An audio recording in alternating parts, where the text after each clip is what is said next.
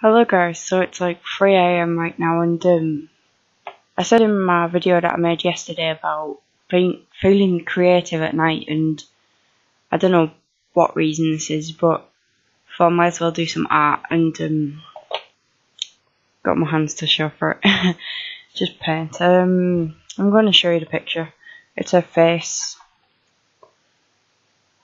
I just started off doing it all black with acrylic paint. So I've got them over there, and yeah, and I just went, fuck it, I want to put yellow on top of it, so I just started smudging it all around with my hands, and yeah, that happened. I've been thinking a lot recently about kundalini experiences. Apparently it's like a really sort of scary awakening experience you can have, and I'm not sure if I've been through it before, because there was a big stage in my awakening where at first I got this high, like this really high, happy feeling all the time, like on top of the world sort of feeling. And then over time it just slipped away from me, and I felt like I was going back to my old ways, but with this other knowledge that was different. So, like, listening to other experiences on YouTube about kundalini experiences and what it is, like, I can sort of resonate with that, if that makes sense. But obviously I've only heard of this, like, pretty recently through quite a range of different YouTubers. So, I don't know. Maybe I've been through it, maybe I haven't, maybe I've still got it to come, but it's so interesting because we are all just like things, like we're people, but we exist, and it's so weird. It's like it brings you back to this question, like, what is consciousness? It's like, because there's all these objects around us, and like they exist too, so what makes them any less or more superior to us? Like, in essence, we are all equal, we are all just matter, just because we've got this consciousness, and we're able to give ourselves entitlements and things like that, and that makes us higher in a sense. It's so weird. I don't know what I'm trying to get to, but I know what I'm thinking about. I know it's just so hard to like put in words because it's such a deep thing, like so like philosophically out there. Like, it's so weird that the human race has named every single object on the planet. We've gave all that a name, and in a sense it devalues it, because when you're really young, I'm gonna tell you something, like just a little thing. I can't think, I'm tired, but Terence McKenna said something about if a hummingbird goes into a child's room at night, and the child's like maybe like 2-3 years old, the child would see the hummingbird as a miracle. It would be so overwhelmed with like joy to how beautiful this creature is, like the noise it makes and how fast it can flap its wings. And then the parents walk into the room, and they say, look, that's a bird.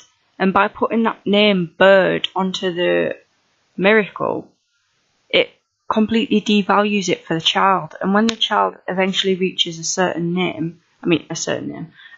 age, every single object that it's come into contact with now has this name, which has completely devalued the magic behind what it actually is. And this happens like with everyone.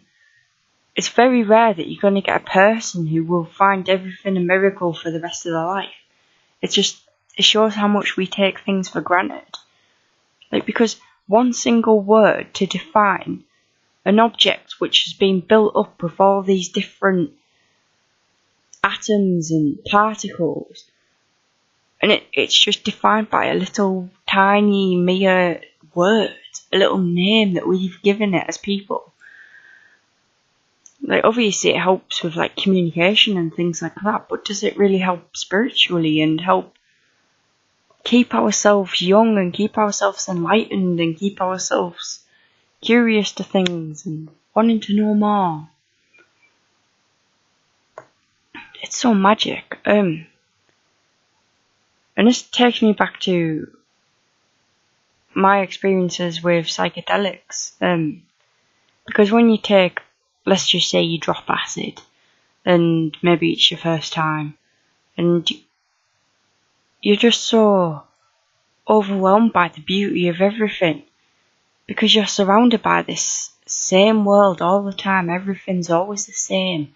You barely notice the tiny changes that happen throughout your life. And then when you take this substance, I don't want to call it a drug because it's not that.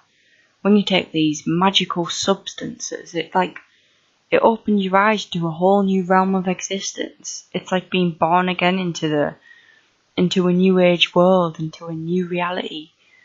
And I guess the reason people enjoy these experiences is because it takes them back to being a kid and it's like seeing the world for the first time, and everything's just so magic and beautiful. And I guess that's why psychedelics can be so good, because it allows you to rewrite your story. It allows you to see things in a whole new perspective and open new doors and things like that. It's just so magic.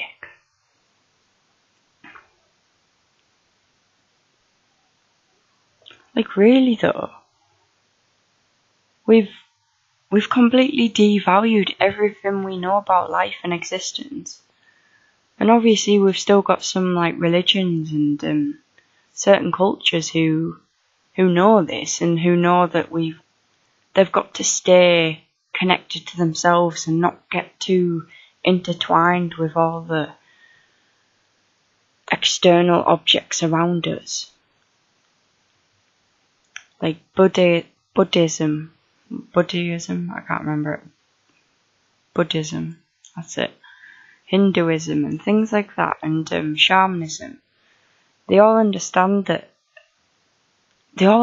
like the truth to life, and Western cultures have got it so mixed up, and it's so weird. Like, it actually is so weird. People don't even think about how weird everything is. Like, how everything exists, but it doesn't exist because it only exists within our consciousness, within the way we perceive things.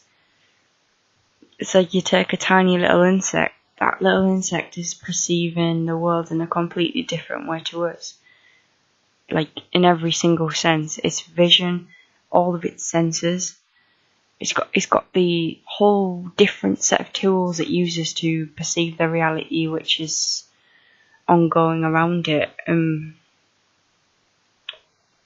all we've got, well, I say all we've got like so much. We've got these two eyes, we've got a brain which is able to comprehend some magical, mad things, and we just need to learn how to use it properly. We just need to learn how to use all our senses in the right ways and use them to completely feel in every single moment. See, it all comes back to authenticity and mindfulness and just accepting things. But then again, that's a subjective view, isn't it? Because is there really any truth to anything? I don't think there is. I think there is only a subjective view. Unless, like, you could go on to all these different, like, ideas, but we're never going to know if they're true until maybe, like, the end. But what is the end?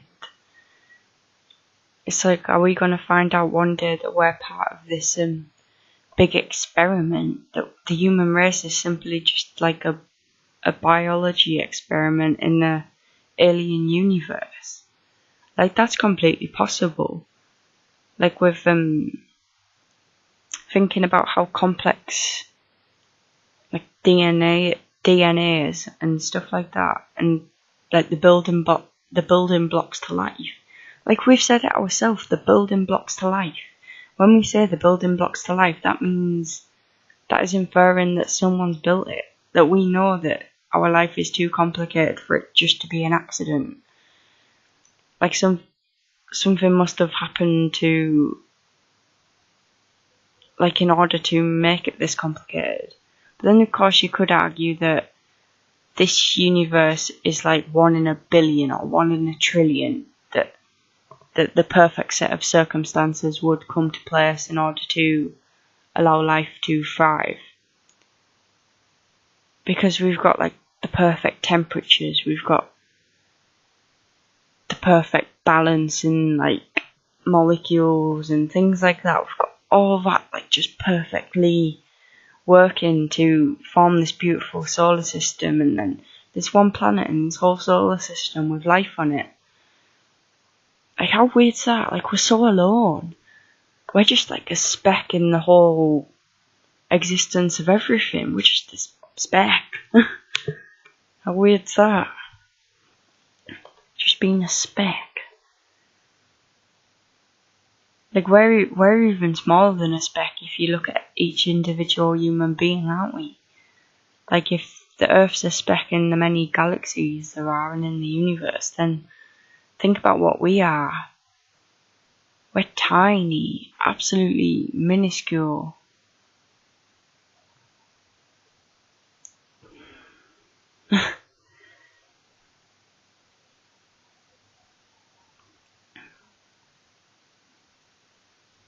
It's no matter what you think as well, you're always going to be able to second guess it in some way. Like, whatever way that might be, you're always going to be able to, like, second guess it. In every sense, I mean, like, you think you know something and you come up with this good answer, and then all of a sudden you're like, wait a minute, you could take a look at this from 10 billion other perspectives and still think you're right.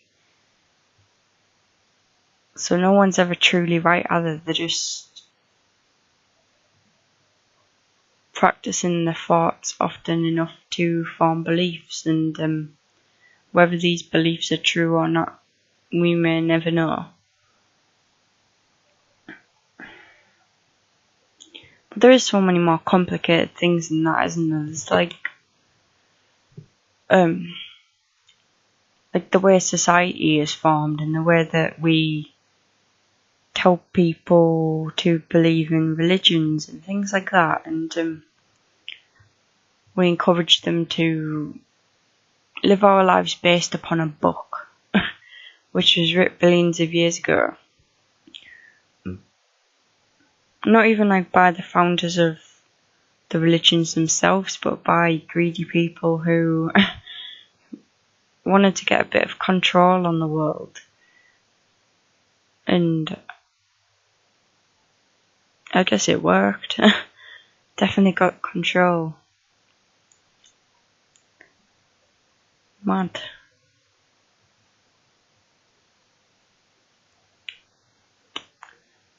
Anyway, I think I'm gonna go to bed now because it's like 3 a.m. So, yeah. Right, good talking anyway. So, bye guys.